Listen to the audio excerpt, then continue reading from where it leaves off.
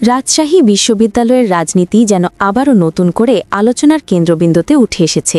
দেশের অন্যতম প্রভাবশালী এই শিক্ষা প্রতিষ্ঠানটিতে শিক্ষার পাশাপাশি যে রাজনৈতিক সংস্কৃতি দীর্ঘদিন ধরে বিকশিত হয়েছে তা আজও জাতীয় রাজনীতির গতিপথ নির্ধারণে গুরুত্বপূর্ণ ভূমিকা রাখে।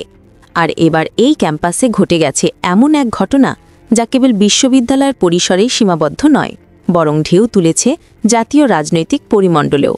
কারণ এই ঘটনাটির কেন্দ্রবিন্দুতে রয়েছেন বিএনপির স্থায়ী কমিটির প্রবীণ নেতা ও সাবেক ছাত্রনেতা রুহুল কবির রিজভী, আর অপর প্রান্তে রয়েছেন রাজশাহী বিশ্ববিদ্যালয়ের বর্তমান ছাত্র সংসদের ভাইস প্রেসিডেন্ট বা ভিপি এবং ইসলামী ছাত্রশিবির সমর্থিত ছাত্রনেতা মোস্তাকুর রহমান জাহিদ। জানা গেছে, সম্প্রতি এক বিশেষ সফরে রাজশাহী বিশ্ববিদ্যালয়ে আসেন রিজভী আহমেদ। ছাত্রজীবনে এই বিশ্ববিদ্যালয়ে তার রাজনৈতিক সূচনা হয়েছিল, তাই ক্যাম্পাসে ফিরে আসা যেন তার জন্য ছিল এক আবেগঘন মুহূর্ত। কিন্তু যা ঘটেছে এরপর তা অনেককেই অবাক করে দিয়েছে। বিশ্ববিদ্যালয়ে পৌঁছানোর পর ভিপি মোস্তাকুর রহমান জাহিদের নেতৃত্বে ইসলামী ছাত্রশিবির সমর্থিত শিক্ষার্থীরা তাকে উষ্ণ সংবর্ধনা জানান। তাকে ফুলের তোড়া দিয়ে স্বাগত জানানো হয় এবং পরে এক সংক্ষিপ্ত অনানুষ্ঠানিক আলোচনায় তারা বিশ্ববিদ্যালয়ের বর্তমান শিক্ষা পরিস্থিতি, ক্যাম্পাসে সংগঠনের সামাজিক কার্যক্রম ও তরুণ প্রজন্মের নৈতিক উন্নয়নমূলক কাজগুলি সম্পর্কে বিস্তারিতভাবে তুলে ধরেন। উপস্থিত সূত্র জানায়, এই আলোচনাতে রিজভী আহমেদ গভীরভাবে প্রভাবিত হন। তিনি নাকি মুগ্ধ হয়ে বলেন, তোমাদের শৃঙ্খলা, সম্মান প্রদর্শনের ভঙ্গি এবং দায়িত্ববোধ এইসব আমাকে সত্যিই স্পর্শ করেছে। বাংলাদেশে আজ এমন নেতৃত্বেরই সবচেয়ে বেশি প্রয়োজন। উপস্থিত ছাত্রনেতারা জানায়, রিজভীর চোখে তখন যেন এক ভিন্ন আলো ঝলমল করছিল। তিনি আরও বলেন, আজকের ছাত্রসমাজ যদি আদর্শের ভিত্তিতে গড়ে ওঠে তাহলে দেশকে সঠিক পথে এগিয়ে নেওয়া সম্ভব। আমি দীর্ঘদিন রাজনীতির ভেতর আছি, কিন্তু এই ক্যাম্পাসে এসে নতুন করে আশাবাদী হয়েছি। এখানেই শেষ নয়। আলাপের এক পর্যায়ে রিজভী আহমেদ তার ব্যক্তিগত দিক নিয়েও খোলামেলা মতপ্রকাশ করেন। সূত্রের দাবি, তিনি নিজের ছেলেকে ইসলামী ছাত্রশিবিরে যুক্ত করার ইচ্ছা প্রকাশ করেন, যেন সে নৈতিকতা, শৃঙ্খলা ও নেতৃত্বগুণে সমৃদ্ধ এক তরুণ হিসেবে বেড়ে উঠতে পারে। উপস্থিত ছাত্রনেতারা এই বক্তব্যে অবাক হলেও করতালিতে ফেটে পড়েন। অনেকেই বলেন, রিজভীর কণ্ঠে তখন যেন এমন এক দৃঢ়তা ও আবেগ ছিল যা স্পষ্ট করে দিচ্ছিল তিনি সত্যিই অভিভূত হয়েছেন শিবিরের সংগঠিত, শান্তিপূর্ণ ও আদর্শভিত্তিক রাজনীতি দেখে। রাজনৈতিক অঙ্গনে এই খবর ছড়িয়ে পড়তেই তৈরি হয়েছে তীব্র প্রতিক্রিয়া।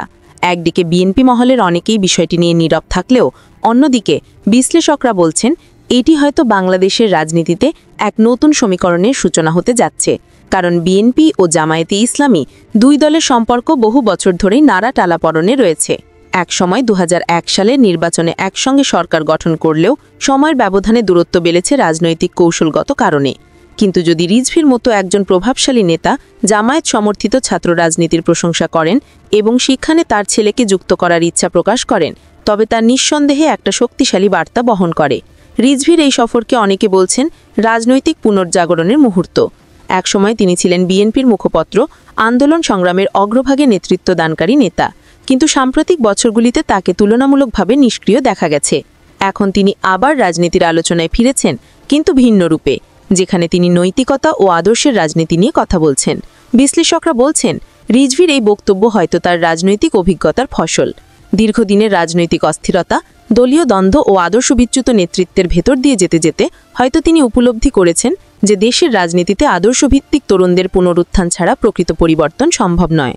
রাজশাহী বিশ্ববিদ্যালয়ের ইতিহাস বলছে, এখানেই গড়ে উঠেছে অসংখ্য জাতীয় নেতা।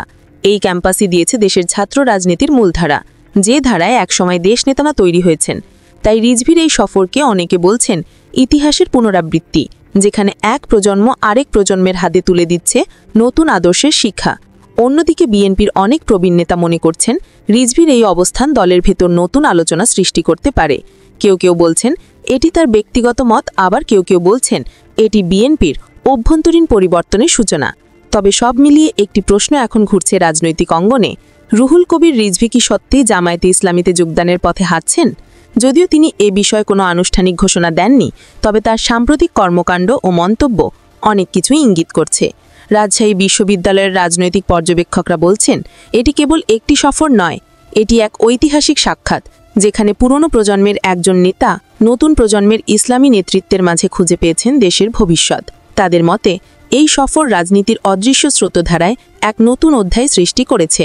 বাংলাদেশের রাজনীতি আজ যে নৈতিক দিক নির্দেশনার সংকটে ভুগছে, সেখানে রিজভীর এই উপলব্ধি হয়তো নতুন করে চিন্তার দরজা খুলে দেবে। এখন প্রশ্ন একটাই, এই সফর ও এই মুগ্ধটা কি শুধুমাত্র সাময়িক প্রশংসায় সীমাবদ্ধ থাকবে, নাকি সত্যিই বাংলাদেশের রাজনীতিতে আমরা দেখতে পাব এক নতুন রুহুল কবির রিজভী, যিনি আদর্শের রাজনীতির পথে নতুনভাবে যাত্রা শুরু করবেন?